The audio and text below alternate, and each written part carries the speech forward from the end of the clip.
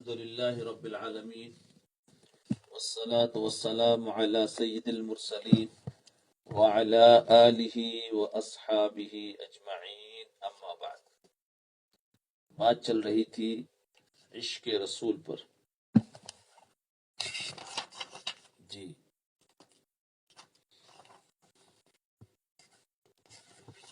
کہ دل و دماغ اللہ تعالیٰ نے ہمیں عطا فرمایا. دل دیا ہے عشق کے لیے اور دماغ دیا ہے علم کے لیے. جی اللہ رب العزت نے عشق کے لیے دھڑکتا ہوا دل دیا اور علم کے لیے پھڑکتا ہوا دماغ دیا. انسان کے جسم میں یہ دو برتن بنا دیے. دل کی غذا عشق ہے اور دماغ کی غذا علم ہے. دل کو عشق ملے گا تو خوشی ہوگی اور دماغ کو علم ملے گا تو خوشی ہوگی. برتن بنا دیے جاتے مگر غذا نہ دی جاتی تو ناانصافی ہوتی. اللہ نے دل اور دماغ بھی بنایا اور ساتھ ساتھ میں اس کی غذا بھی دی. تو انسان کی زندگی جبھی کامیاب گزر سکتی ہے جب سوز عشق ہو اور کیف علم والے دونوں پہلو متوازن ہوں گے، برابر سرابر ہوں گے. دنیا کے مفکرین نے کئی نظام بنائے مگر وہ اپنے بنانے والوں کی طرح فانی نکلے. جی بنانے والوں کی طرح فانی نکلے. وہ اپنی موت اس لیے مر گئے کہ ان میں کیف علم تو تھا، مگر سوز عشق نہیں تھا. ڈنکے کی چوٹ پر کہا جا سکتا ہے کہ کوئی بھی نظام زندگی اس وقت تک کامیاب نہیں ہو سکتا جب تک کہ ان دونوں رنگوں سے رنگا ہوا نہ ہو. نظام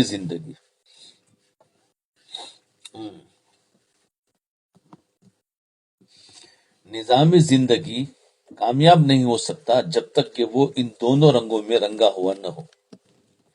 اللہ رب العزت نے جو نظام زندگی ہمیں عنایت فرمایا، جی زندگی گزارنے کا جو طریقہ بتایا، جو دین دیا، اس میں سوز عشق بھی ہے اور کیف علم بھی ہے. اس میں عشق بھی ہے، اس میں علم بھی ہے. نبی علیہ السلام تشریف لائے تو آپ نے اپنی بعثت کے دو مقاصد ارشاد فرمائے. نبی اسلام کے آنے کی دو وجوہات بتائی. ایک مقصد تو یہ بتایا انما بعثت معلما، کہ میں معلم بنا کر مبعوث ہوا ہوں. یہ نہ کہا کہ میں عالم بن کر مبعوث ہوا ہوں، یہ نہیں فرمایا کہ میں عالم بن کر آیا ہوں، بلکہ میں معلم یعنی سکھانے والا، علم دینے والا. کہ عالم بن کر مبعوث ہوا ہوں اس لیے کہ عالم سے معلم کا رتبہ بلند ہوتا ہے. معلم وہ اس کا رتبہ بلند ہوتا ہے. گویا اس حدیث میں کیفی علم کی وضاحت ہے کہ میں انسانیت کو زیور علم سے آراستہ کرنے کے لیے بھیجا گیا. جی علم کا زیور دینے کے لیے آیا ہوں، میں انسانیت کو علم دینے کے لیے آیا ہوں. اور دوسری حدیث مبارک میں فرمایا انما بعثت لأتمم مکارم الاخلاق، میں مکارم اخلاق کی تعلیم دینے کے لیے مبعوث کیا گیا. ایک تو معلم بنا کر مبعوث کیا گیا ہوں اور ایک مکارم اخلاق. یہ مکارم اخلاق کیا ہے؟ انہی کا نام عشق ہے. تو سوز عشق اور کیف علم، اسی کا نام عشق ہے. کہ جب اخلاق انسان کے کب درست ہوتا ہے؟ جب اس کے اندر عشق کی کیفیت پیدا ہوتی ہے، جب جا کے اس کے اخلاق درست ہوتا ہے. دیکھنا یہ ہے کہ نبی علیہ الصلوۃ والسلام اپنے ان مقاصد میں کس حد تک کامیاب ہوئے. اس سوال کے جواب کے لیے آپ صلی اللہ علیہ وسلم کے الوداعی خطبے کا وہ نقشہ سامنے آ جاتا ہے کہ جب آپ صلی اللہ علیہ وسلم نے سب کے سامنے کہہ دیا، لوگوں کیا جس مقصد کے لیے مجھے بھیجا گیا تھا میں نے اس مقصد کو پورا کر دیا ہے؟ تو لوگ اس بات کی شہادت دیتے ہیں اور تصدیق کرتے ہیں کہ یقیناً آپ نے اپنی بعثت کا مقصد پورا کر دیا۔ پہلے ہی بتایا تھا، ایک نبی علیہ السلام کی سیرت ایسی ہے کہ جب آپ دنیا سے جا رہے ہیں تو کام کو مکمل کر کے جا رہے ہیں۔ باقی دنیا کے جتنے بڑے لوگ آئے ہیں سب کی زندگیوں میں آخر میں یہ تھا کہ کچھ سال اور ملتے تو وہ کام اور بڑھتا۔ تو آپ نے جانے سے پہلے فرمایا جس کے لیے مجھے بھیجا گیا تھا میں نے وہ کام پورا کر دیا۔ تصدیق کرتے کہ یقیناً آپ نے اپنی بعثت کا مقصد پورا کر دیا۔ آپ صلی اللہ علیہ وسلم نے فرمایا اللہ آپ گواہ رہنا کہ جس مقصد کے لیے آپ نے مجھے بھیجا تھا وہ میں نے پورا کر دیا۔ کام کے لیے بھیجا تھا، کام پورا ہو گیا، بلا لیا۔ کہ کس مقصد کی تکمیل کی گواہی دیتے ہیں؟ سوز عشق کی اور کیف علم والے مقصد کی شہادت دیتے ہیں۔ دنیا کے مفکرین نے بہت کوششیں کی، بہت محنتیں کی۔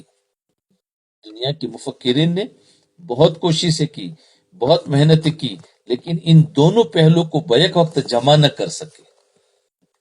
علم جمع کیا تو عشق نہیں ملا، کسی کو عشق ملا تو علم نہیں ملا۔ دعوت و فکر و عمل روز نئی ملتی ہے، دعوت فکر و عمل روز نئی ملتی ہے، پھر بھی دنیا تیرے پیغام سے آگے نہ بڑھی، پھر بھی دنیا تیرے پیغام سے آگے نہ بڑھی۔ بہرحال آج 1400 سال گزرنے کے باوجود مدنی آقا صلی اللہ علیہ وسلم کا نظام زندگی ہی کامیاب ہے۔ آج بھی پوری دنیا میں اگر کوئی کامیاب کوئی نظام ہے تو وہ اسلامک نظام کامیاب ہے، جس میں علم بھی ہے اور جس میں عشق بھی ہے۔ جی، علم اور عشق کو اگر آسان زبان میں آپ کو سمجھاوے تو دعوت و تبلیغ میں جس کو کہتے ہیں علم و ذکر، سمجھے؟ یہ علم و ذکر جو ہے نا، سمجھو اسی کی تفسیر چل رہی ہے۔ وہ دونوں ساتھ میں ہونا ضروری ہے۔ کامیابی اسی وقت ہوگی کہ جب دونوں ساتھ میں ہو، تو کیف علم ہو، سوز عشق ہو، عشق وہی ذکر ہے، اسی سے پھر اخلاق درست ہوتے ہیں۔ تو یہ میں نے آسان سمجھا دیا تاکہ سمجھ جائے بہت سارے لوگ کہ اچھا یہ کیا اصطلاحات ہے علم اور عشق، لیکن اس کو آسان میں کہو تو علم و ذکر ہے۔ جو ہمارا تیسرا نمبر ہے وہ دونوں جدا نہیں کیا جاتا، جس کے اندر کیونکہ دو اللہ نے برتن دیے ہیں، ایک دل دیا ہے ایک دماغ دیا ہے، تو دماغ سے علم حاصل کرو اور دل عشق کے لیے ہے کہ اللہ کی محبت پیدا کرو، اور اللہ کی محبت ذکر سے آتی ہے، اس کے نام لینے سے اس کے دل میں محبت آتی ہے۔ اس لیے علم اور ذکر دونوں ساتھ میں ہونا ضروری ہے، دونوں کو الگ کر ہی نہیں سکتے، ورنہ وہ انسان کامیاب ہو ہی نہیں سکتا۔ جی، تو وہی یوں سمجھو کہ علم اور ذکر کی تفسیر چل رہی ہے۔ دل کی فوقیت عقل پر۔ انبیاء کرام علیہ السلام جب دنیا میں تشریف لائے تو انہوں نے اپنے محنت کا میدان قلب کو بنایا۔ انبیاء علیہ السلام جب دنیا میں تشریف لائے تو انہوں نے اپنی محنت کا میدان کس کو بنایا؟ قلب کو بنایا۔ اس میں ایک خاص نقطہ ہے، نبیوں کی محنت کا میدان کیا تھا؟ انسان کا دل۔ کوئی ہے پیچھے کہ نہیں؟ نبیوں کی محنت کا میدان انسان کا دل تھا۔ نبیوں نے آ کر دلوں پر محنت کی ہے، تو فرمایا انبیاء کرام جب دنیا میں تشریف لائے تو انہوں نے اپنی محنت کا میدان قلب کو بنایا، دل۔ اس میں ایک خاص نقطہ ہے کہ علم کا تعلق ظاہر کے ساتھ ہوتا ہے، علم کا تعلق ظاہر کے ساتھ ہوتا ہے، اور عشق کا تعلق باطن کے ساتھ ہوتا ہے۔ ظاہر اور باطن، اسی لیے دیکھو اللہ تعالیٰ کے ہر حکم کے اندر ایک ظاہر ہے اور ایک باطن ہے، ایک اس کے مسائل ہے اور ایک اس کے اندر کا خشوع اور خضوع ہے۔ جی، جب دونوں چیزیں ہوگی جب جا کے انسان کا وہ عمل کامل ہوگا۔ ایک اس کا جسم ہوتا ہے، ایک اس کی روح ہوتی ہے، اس کو کہتے ہیں ظاہر اور باطن۔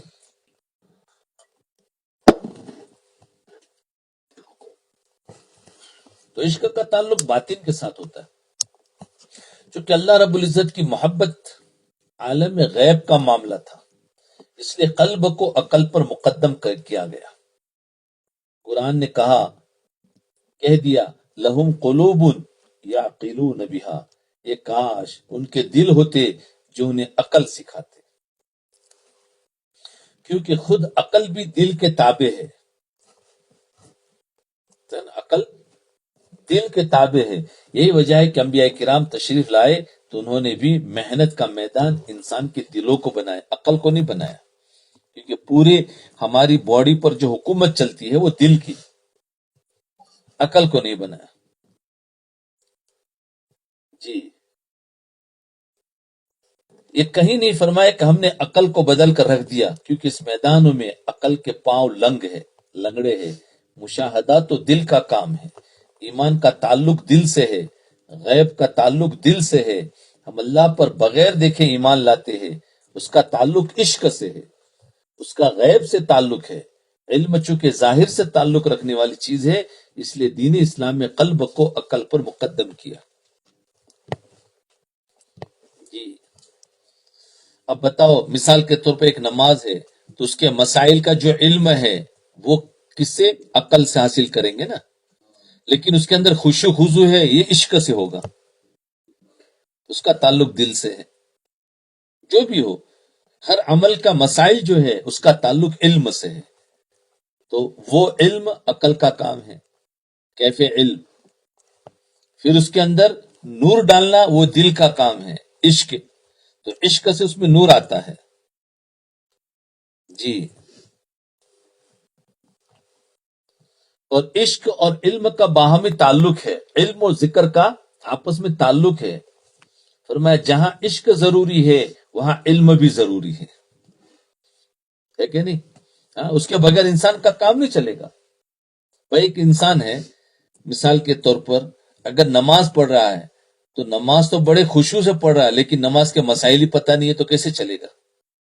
تو وہاں اور علم پتہ ہے اور علم معلوم ہے، اب اندر اس میں خشوع نہیں ہے تو بھی ادھورا۔ تو دونوں چیزیں ضروری ہے، تو عشق بھی ضروری ہے اور اس کے ساتھ میں علم بھی ضروری ہے۔ یہ دونوں ایک دوسرے کے ساتھ چولی دامن کا عشق رکھتے، تعلق رکھتے۔ علم و ذکر کا جو تعلق ہے نا، چولی دامن کا تعلق ہے۔ اگر فقط عشق ہو تو انسان بدعات کا مرتکب ہو جاتا ہے، یعنی فقط اگر ذکر ہو تو پھر بدعات کا مرتکب ہو جاتا ہے، اور اگر فقط علم ہو تو انسان کبر میں مبتلا ہو جاتا ہے۔ تو خالی عشق ہو تو بھی انسان گمراہ ہو جائے گا، خالی علم ہو تو بھی انسان گمراہ ہو جائے گا۔ عشق اور علم یعنی ذکر اور علم دونوں ساتھ میں ہو تو بیلنس رہے گا۔ علم عشق کو متوازن کر دیتا ہے، جبکہ عشق علم میں توازن پیدا کر دیتا ہے۔ علم کے لیے عشق ضروری ہے، عشق کے لیے علم ضروری ہے، ذکر کے لیے علم ضروری ہے، علم کے لیے ذکر ضروری ہے۔ ذکر کیا ہے؟ ہم کہتے ہیں نا، دعوت تبلیغ میں جاتے ہیں تو کیا کہتے ہیں؟ ذکر ایک نور ہے، علم ایک راستہ ہے کہ نہیں؟ تو اب جب علم راستہ بتاتا ہے کہ یہ حلال ہے یہ حرام ہے، یہ جائز ہے ناجائز ہے، لیکن اس پر چلائے گا کون سی؟ روشنی چاہیے نا راستے پر چلنے کے لیے۔ راستے میں اندھیرا ہو تو بھٹک جائے گا، تو روشنی ذکر سے لو، تو وہ ذکر کی روشنی ہمیں اس علم پر چلائے گی۔ اس لیے وہاں پر ہم کہتے ہیں علم ایک راستہ ہے، ذکر ایک روشنی ہے۔ اور راستہ ہو اور اندھیرا ہو، روشنی نہ تو چل نہیں سکتا، اور روشنی تو ہے لیکن راستہ ہی معلوم نہیں ہے تو بھٹک جائے گا۔ تو ہم اس کو ایک سادہ زبان میں کہتے تھے، وہی ایک اصطلاحی زبان میں یہاں کہا جاتا ہے، ایک علمی زبان۔ علم عشق کو برابر رکھتا ہے اور عشق علم کو برابر رکھتا ہے، دونوں ضروری ہے۔ ایک چیز ہوگی تو بندہ مار کھائے گا، علم و ذکر دونوں ضروری ہے۔ دیکھو صرف عشق ہوگا یعنی صرف ذکر ہوگا تو انسان کو بدعات میں مبتلا کر دے گا۔ اس لیے آپ نے دیکھا ہوگا کہ جو زیادہ عشق کا دعویٰ کرتے ہیں نا، وہ کہتے ہیں علم و بس کرے او یار، اس لیے کہ علم سے ان کا کوئی واسطہ نہیں ہوتا۔ علم و بس کرے یعنی پنجابی زبان میں، اس لیے کہ علم سے ان کا کوئی واسطہ نہیں ہوتا، وہ کہتے ہیں اس کی کوئی ضرورت نہیں، بس عشق سے ہی کام ہو جائے گا۔ بیچارے کہہ بیٹھتے ہیں ताड़ी पंच वेले साड़ी हर वेले, ताड़ी पंच वेले साड़ी हर वेले। अस्तगफिरुल्लाह अस्तगफिरुल्लाह। ये अंधा इश्क ही है जो कब्रों को सजदे करवाता है।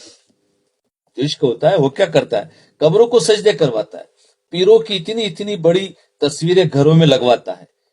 इश्क क्या करता है, फिर पीरों की बड़ी बड़ी तस्वीरें लगवाएगा और सुबह के वक्त कहलवाता है, बाबा जी ताड़ा ई वे ता खांदे आ।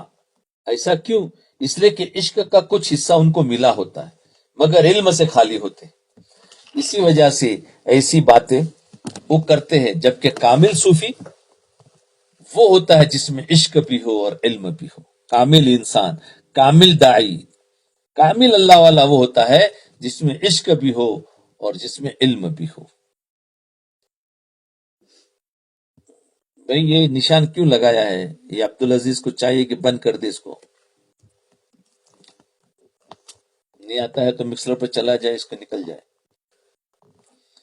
जिसमें इश्क भी हो और इल्म भी हो। सिर्फ इल्म तकब्बुर पैदा करता है, याद रखो। सिर्फ इल्म क्या करता है, सिर्फ इश्क क्या करता है, बिदात में ले जाता है। और सिर्फ इल्म क्या करता है, तकब्बुर पैदा करता है। अगर फकत इल्म हो तो ये इंसान को मुतकब्बिर बना देता है। जी, फकत इल्म हो तो इंसान को क्या करता है, मुतकब्बिर बना देता है। हत्ता कि इंसान अपने नफ्स का पुजारी बन जाता है। इसीलिए अल्लाह रब्बुल इज्जत ने कुरान में फरमाया, अफराएत मन इत्तखज़ इलाहहु हवा। क्या देखा आपने उसे जिसने अपनी ख्वाहिशात को अपना माबूद बना लिया। और आगे क्या फरमाया, वह अज़ल्लहुल्लाहु अला इल्मिन, और इल्म के बावजूद अल्लाह ने उसे गुमराह कर दिया। इल्म के बावजूद अल्लाह ने उसे गुमराह कर दिया। या इल्म का तस्करा इसलिए किया कि सिर्फ इल्म हो तो इंसान को ख्वाहिशात का पुजारी बना देता है। फिर क्या कहता है, मैं हूं। फिर वो बंदा अपनी मर्जी के इज्तिहाद करता फिरता है, अपनी मर्जी से फिर सब कुछ कहता है। आप देखिए शैतान क्या था, बड़ा इल्म वाला था ना। अल्लाह रब्बुल इज्जत ने जब हुक्म फरमाया कि आदम अलैहिस्सलाम को सजदा करो तो फरिश्तों ने तो सजदा किया मगर शैतान ने सजदा न किया। इल्म था लेकिन इश्क नहीं था। इसीलिए कहते हैं कि वो आरिफ था, आबिद था, आलिम था, लेकिन आशिक नहीं था। एक ऐन नहीं थी, तीन ऐने उसके पास थी। आशिक नहीं था वो, वरना आलिम था, आबिद था और आरिफ भी था। वो जानता था अल्लाह को। तो ये एक उसमें इश्क नहीं था। तो अबा वस्तकबर, नाफरमानी की और तकब्बुर किया। वकान मिनल काफिरीन, और काफिरों में से होगा। और एक जगह फरमाया कान मिनल जिन्नी। अबा वस्तकबर, कान मिनल जिन्नी, कि वो जिन्नातों में से था। तो अल्लाह रब्बुल इज्जत ने शैतान से पूछा, सजदा क्यों न किया। पूछा शैतान से, सजदा क्यों न किया। चूंकि इल्म था लिहाजा उसने दलाइल देने शुरू कर दिए। कहने लगा, अना खैरुम मिन्हु, मैं उससे बेहतर हूं। क्यों, इसलिए कि खलक़तनी मिन नार, मुझे आग से पैदा किया और आग बुलंदी की तरफ जाने वाली है। वह खलक़तहु मिन तीन, और उसे आपने मिट्टी से पैदा किया। और जबकि मिट्टी में तवाजु है लिहाजा मैं इससे बेहतर हूं। देखा, ये बहस शुरू कर दी उसने। एक तरफ उसने ये दलील पेश की और दूसरी तरफ अल्लाह ताला ने उसे रांदे दरगाह बना दिया।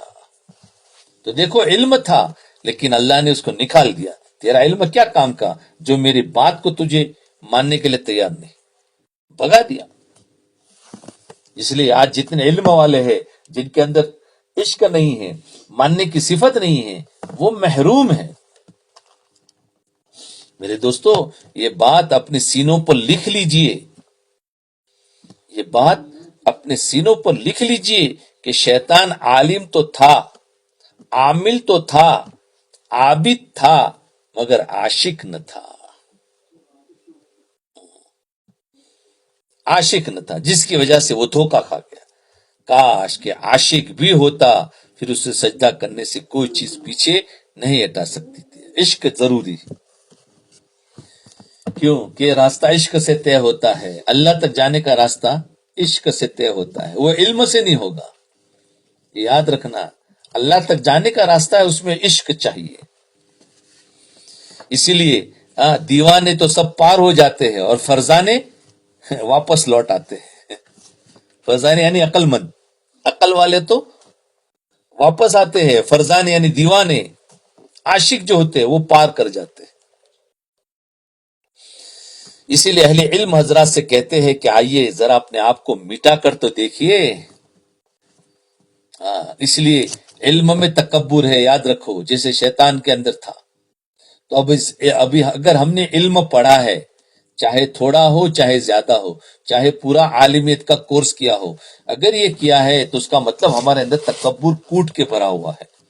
تو اب اس کے لیے پھر اس تکبر کا علاج تو کرنا پڑے گا، اور اس کا کیا ہے؟ اپنے آپ کو مٹانا۔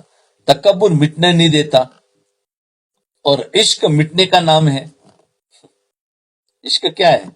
مٹنے کا نام ہے، اور تکبر بڑھنے کا نام ہے۔ اس لیے دونوں میچ نہیں کھاتے، اس لیے مجاہدہ پڑتا ہے۔ اس لیے اس کے ماہرین کے پاس بیٹھ کر انسان کا پھر تواضع آتا ہے۔ ذرا اپنے آپ کو مٹا کر تو دیکھیے، کسی کہنے والے نے کیا خوب کہا ہے، قال را بگذر مرد حال شو، پیش مرد کامل پامال شو۔ قال را بگذر مرد حال شو، پیش مرد کامل پامال شو، کہ تو اپنے قال کو کسی مرد حال کے قدموں پر ڈال دے، یعنی اپنی باتوں کو، اپنے علم کو ایسا مرد جو حال یعنی عشق والا ہو اس کے قدموں پر ڈال دے، اور کسی کے سامنے اپنے آپ کو تو پامال کر دے، سپرد کر دے۔ سپرد کر دے، پھر دیکھنا کہ خوش بختی کس طرح قدم چومتی ہے، پھر دیکھنا تیری کیسی ترقی ہوتی۔ مگر یہ بہت مشکل کام ہے، مگر یہ بہت مشکل کام ہے۔ کیوں؟ کہ نفس بہانے ڈھونڈتا ہے۔ نفس کیا کرتا ہے؟ ارے بڑا عجیب بہانہ ڈھونڈتا ہے۔ کیسے نفس بہانے ڈھونڈتا ہے، نفس حجتیں بناتا ہے، وہ اپنے اوپر پابندیاں برداشت نہیں کر سکتا۔ وہ کہتا ہے میں جیسا چلتا ہوں مجھے چلنے دو۔ نفس اپنے اوپر پابندیاں برداشت نہیں کر سکتا، حالانکہ اس نفس کے مٹانے میں ہی انسان کی عافیت ہے۔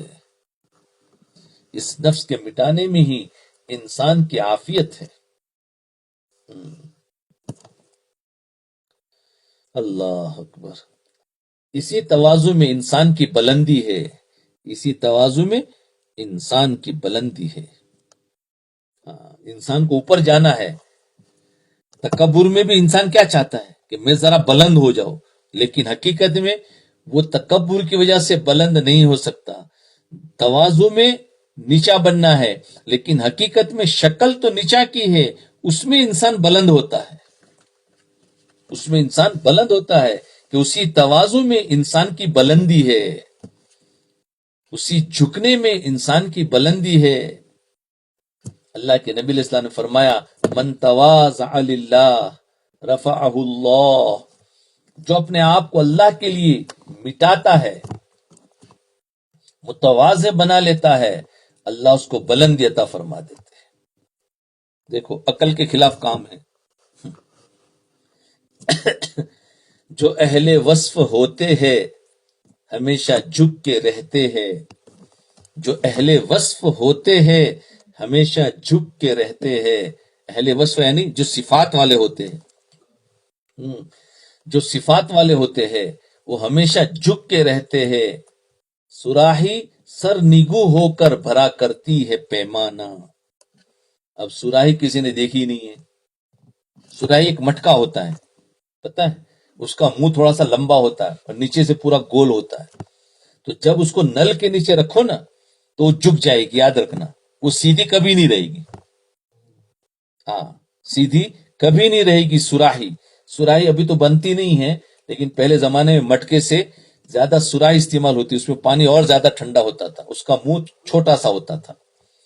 تو سراہی جو ہے اس کو اگر نل کے نیچے رکھو تو وہ ویسی سیدھی نہیں کھڑی رہی، اس کو چھوڑ دو تو جھک جاتی، اور جھک کر پھر وہ پانی بھرتی تھی۔ تو وہ کیسے جھکتی تھی؟ تو وہ بتا رہے ہیں کہ جو اہل صفات ہوتے ہیں، اہل وصف ہوتے ہیں، ہمیشہ جھک کے رہتے ہیں، سراہی سر نگو ہو کر بھرا کرتی ہے پیمانہ. یعنی سراہی سے تم سیکھو کہ وہ جھک جاتی ہے، تم بھی جھکو. اللہ اکبر. سراہی سر نہ جھکائے تو کیا پیمانے کو بھر سکے گی؟ اس میں پانی نہیں بھر سکتا. نہیں، پیمانے کو بھرنے کے لیے اسے سر جھکانا پڑے گا. اسی لیے کہنے والے نے کہا تواضع کا طریقہ سیکھ لو لوگوں سراہی سے. تواضع کا طریقہ سیکھ لو لوگوں سراہی سے کہ جاری فیض بھی ہے اور جھکی جاتی ہے گردن بھی.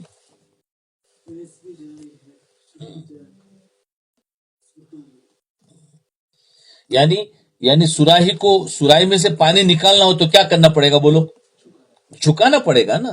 تو وہ اندر سے پانی بھی دے رہی ہے اور اوپر سے جھکی بھی ہے کہ نہیں؟ فیض کیا ہے؟ فیض اندر سے پانی دے رہی ہے اور جھکی ہوئی بھی ہے. وہ جھکتی بھی ہے اور اوپر سے ہمیں فیض بھی دیتی ہے، یعنی اندر کا پانی بھی دیتی ہے. اگر سراہی کو جھکاؤں گے نہیں تو پانی نکلے گا، کیونکہ اس کا منہ بہت چھوٹا سا ہوتا ہے. مٹکا ہے تو اس کا منہ تو کھلا ہے کہ اوپر سے تم نکال سکتے ہو، سراہی میں بالکل نہیں نکال سکتے. اس لیے اس کو جھکنا پڑے گا. وہ جھکتی بھی ہے کس کے لیے؟ ہمارے لیے، اور اوپر سے ہمیں پانی بھی دیتی ہے. تو کہتے ہیں تواضع کا طریقہ سیکھ لو لوگوں سراہی سے کہ جاری بھی فیض بھی ہے اور جھکی جاتی ہے گردن بھی. جو گردن کو جھکاتا ہے اللہ اس کے فیض کو بڑھاتا ہے. پتہ نہیں ابھی یہ لوگ سب سمجھے کہ نہیں سمجھے. جو گردن کو جھکاتا ہے اللہ اس کے فیض کو بڑھا دیا کرتا ہے. یاد رکھو، اپنے آپ کو جھکاؤں گے تو اللہ اس سے زیادہ کام لیتا ہے. اس کے فیض کو بڑھا دیا کرتا ہے. آپ بھی ذرا اللہ تعالیٰ کے سامنے جھک کر دیکھیے، کسی عارف کے سامنے اپنے آپ کو پامال کر کے دیکھیے، یعنی اپنے آپ کو مٹا دو، اس کے سامنے جھک جاؤ کسی اللہ والے کے سامنے. پھر دیکھنا اللہ رب العزت کیسے قدردانی فرماتے ہیں. چنانچہ آگے فرمایا صد کتاب و صد ورق در نار کن، صد کتاب و صد ورق در نار کن، جانو دل را جانب دلدار کن. جانو دل را جانب دلدار کن، یعنی 100 کتابیں 100 ورقوں کو تو آگ میں ڈال دے، یہ کتابیں سب چھوڑ، اور جان و دل کو اپنے محبوب کے حوالے کر دے. پھر تمہیں محبوب حقیقی کا وصل کا جام نصیب ہوگا. یعنی کیا کہنا چاہتے ہیں؟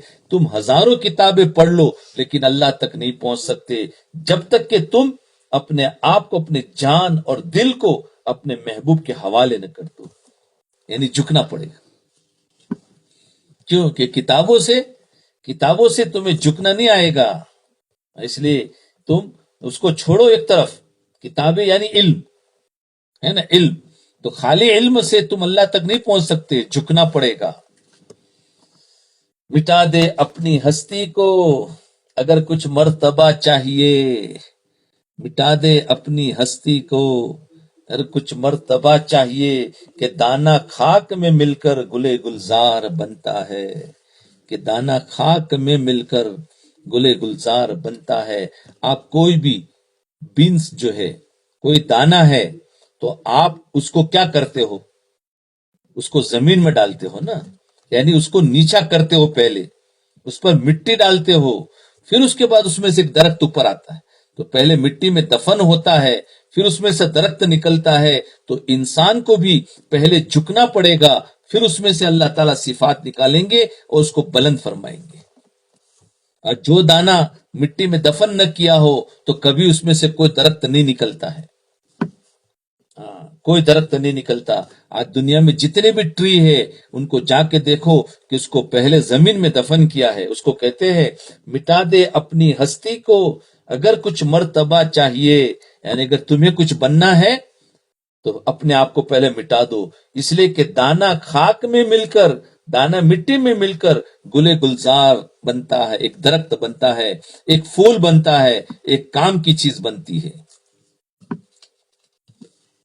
اس کے بغیر نہیں بنتی. انسان مٹی سے بنا ہے، انسان مٹی سے بنا ہے، لہذا اس کو کیا کرنا چاہیے؟ خاکی نسل بن کے رہنا چاہیے. بنا تو ہے مٹی سے اور عمل کر رہا ہے آگ کی طرح. آگ کہاں جاتی ہے اور مٹی کہاں جاتی ہے؟ نیچے جائے گی. آج کوئی بھی مٹی پھینکو تو اوپر سے نیچے آئے گی. تو ہم مٹی سے بنے ہوئے ہیں تو ہمیں کیا کرنا چاہیے؟ جھکنا چاہیے. اس کو کہتے ہیں ہماری اصلی فطرت تو خاکی النسل ہے. ہم تو خاک سے بنے ہوئے ہیں. دیکھیں مٹی کو اللہ نے یہ عزت دی ہے.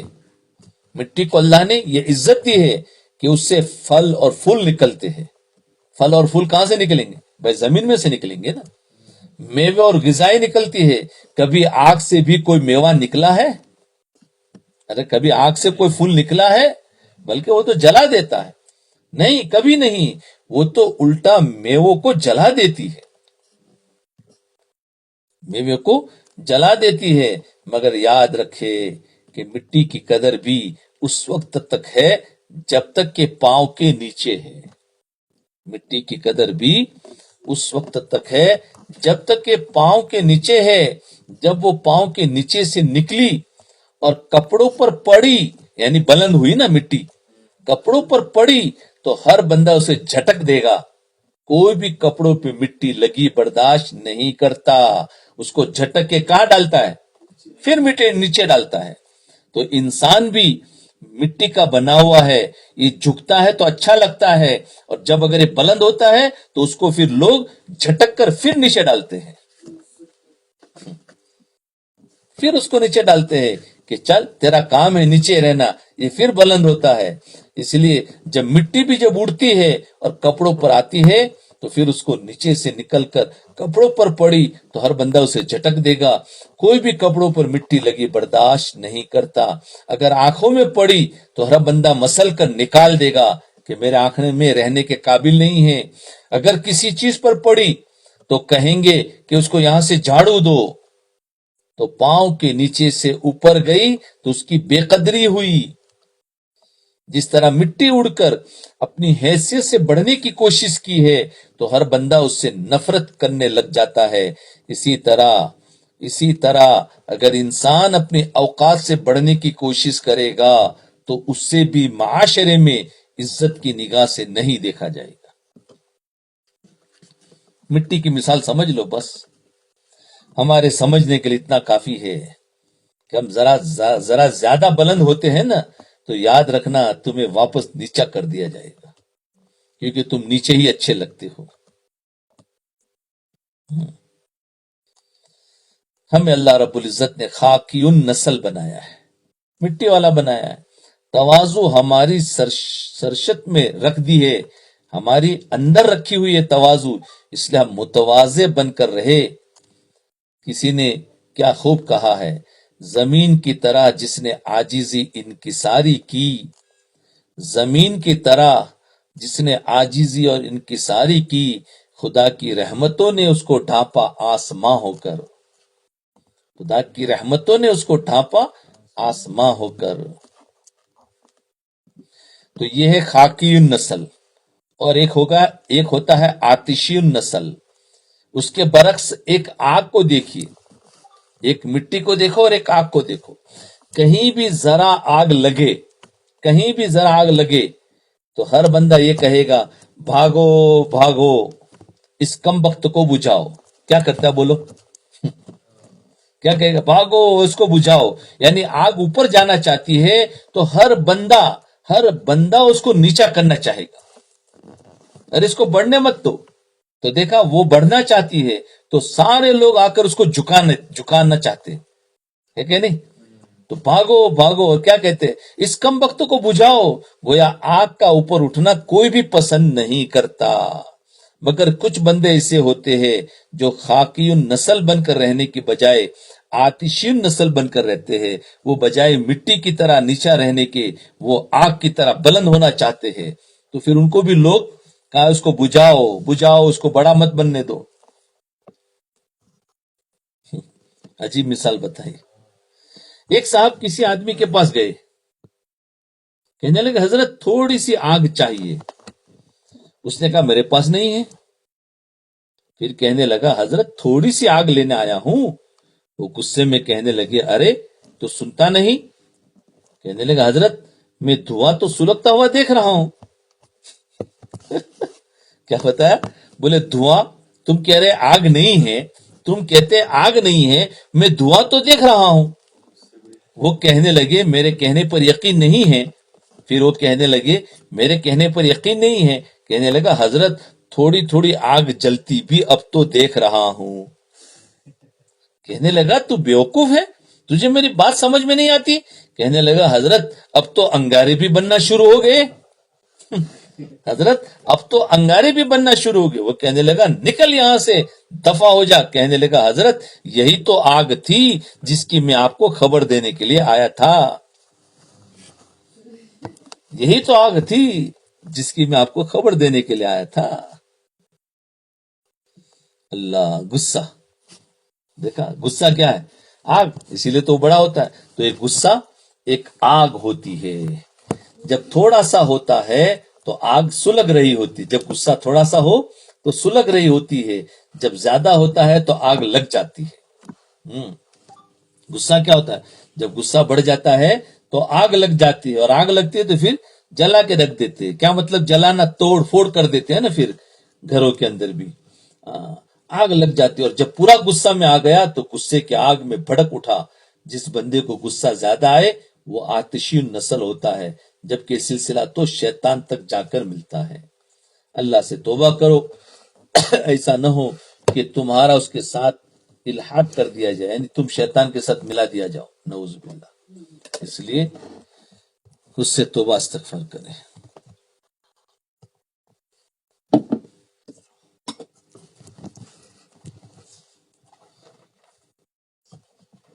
بس انشاءاللہ اب دوسرا کل کریں گے. کیا باتیں آئی؟ ایک ذکر ہے اور ایک علم ہے. دونوں ہونا ضروری ہے، دونوں میں بیلنس ہے. عشق میں تواضع ہے اور علم میں تکبر ہے. تو خالی علم ہوگا تو بھی فائدہ نہیں، اس لیے کہ وہ تکبر کرے گا. اور خالی عشق ہوگا تو وہ بدعات میں چلا جائے گا، تو خرابی ہے. دونوں میں برابری چاہیے. تو اب یہ برابری لانے کے لیے کیا کرنا پڑے گا؟ تو فرمایا کسی اللہ والے کے سامنے تمہیں جھکنا پڑے گا. اپنے آپ کو جھکا لو، جس طریقے سے وہ سراہی کہ وہ اپنے آپ کو جھکاتی ہے اور اوپر سے پانی بھی دیتی ہے. مٹا دے اپنی ہستی کو اگر کچھ مرتبہ چاہیے، کہ دانا خاک میں مل کر گل گلزار بنتا ہے. اللہ ہمیں حقیقی معنوں میں یہ باتیں سمجھنے کی توفیق عطا فرمائے. سن تو رہے ہیں، اچھا بھی سب کو لگ رہا ہے، لیکن سمجھ کس کو کہتے ہیں؟ جب اس پر اپنی زندگی کو لائیں گے تو ہوا کہ اب بات کو سمجھے ہے. جب تک زندگی میں نہیں آیا ہے تو یہ علم ہے، سمجھے؟ یہ علم ہے. اب اس کو عمل میں جب لائیں گے تو یہ عشق ہوگا. یہ عشق عمل کا نام ہے اور علم جاننے کا نام ہے. تو یہ باتیں تو سب نے جان لی، بہت اچھی ہے. تو اس سے کیا ہوگا؟ اس سے ایک تکبر بنے گا. اور جب اس میں تم عمل میں لائیں گے تو پھر یہی عشق یہاں سے شروع ہو جاتا ہے. عشق کا پہلا درجہ کیا ہے؟ عمل ہے. عشق کا پہلا درجہ عمل ہے. پھر وہیں سے بڑھتا بڑھتا بڑھتا بہت آگے جاتا ہے. اور علم کا جو عمل نہ ہو تو وہی علم خرابی کی ذریعہ بن جاتا ہے. جیسے شیطان کہ اس نے بات کو نہیں مانا تو علم اس کا کیا کام کا؟ عمل نہیں ہوا. تو اس لیے آج ہمارے پاس معلومات تو بہت ہے، علم بہت ہے، لیکن ہمارے اندر عمل نہیں ہے، ہمارے اندر جھکنا نہیں ہے، ہمارے اندر نیچا بننا نہیں ہے. تو بس یہیں سے پھر ہمارا وہ علم جو ہے نا وہ ناکام ہو جاتا ہے، پھر اس میں کامیابی نہیں ملے گی. خیر، تو اس لیے اللہ تعالیٰ سے خوب مانگے کہ اللہ ہمیں عمل کی توفیق عطا فرمائے اور خود عمل بھی کرے. ایک دوسرے کو بتاوے کہ بھائی دیکھو یہ چیز ہمیں اس کو کرنا ہے، اور ایک دوسرے کی معین اور مددگار بنے عمل کرنے میں.